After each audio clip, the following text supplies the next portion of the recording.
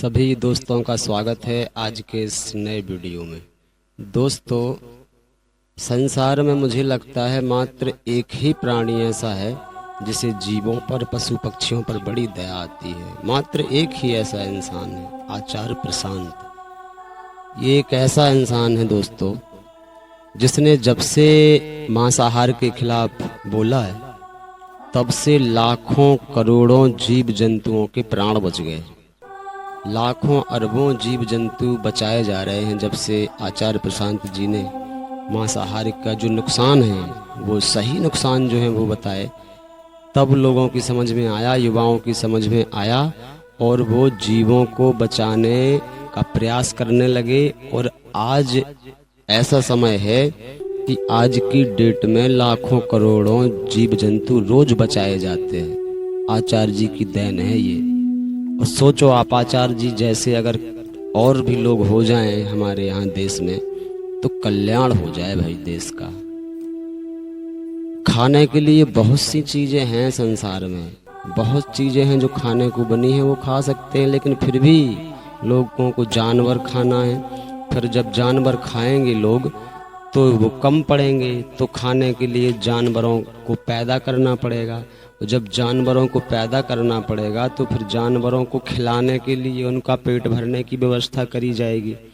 तो जानवरों का पेट भरने के लिए जंगल काट के उनके लिए फसल तैयार करी जाएगी। उन्हें रहने बांधने के लिए जगह चाहिए पड़ेगी, क्योंकि इंसानों को खाने के लिए चाहिए ना। तो इंसान का पेट इतना बढ़ चुका है भैया कि जिसे खाने के लिए अब जानवर कम पड़ रहे हैं तो उनको पैदा किया जा रहा है। मुर्गे, बॉयलर मुर्गे पैदा किए जाते हैं, अंडे पैदा किए जाते हैं, सब बनाया जाता है, फैक्ट्री है हर चीज़ की।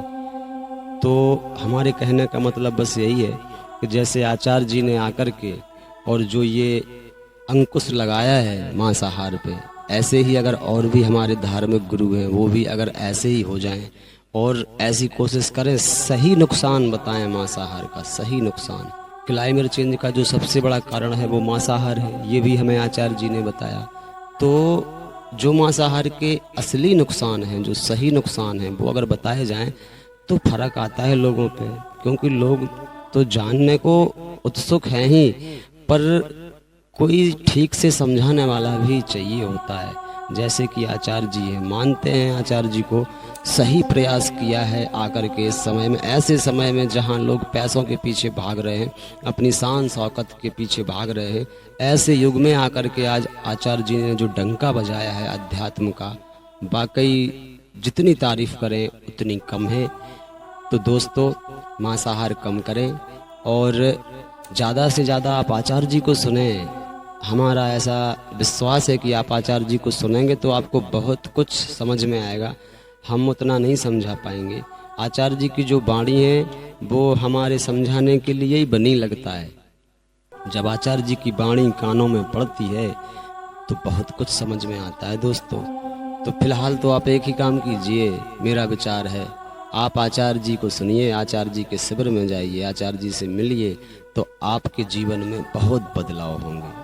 और अगर आप हमारी बात से सहमत हैं तो हमारे वीडियो को शेयर करें, वीडियो को लाइक करें, ताकि वीडियो ज़्यादा से ज़्यादा लोगों तक पहुँचे और मांसाहार भी कम हो सके और आचार्य जी भी बहुत लोगों तक पहुँच सके और सत्य की बात बहुत लोगों तक पहुँच सके। धन्यवाद।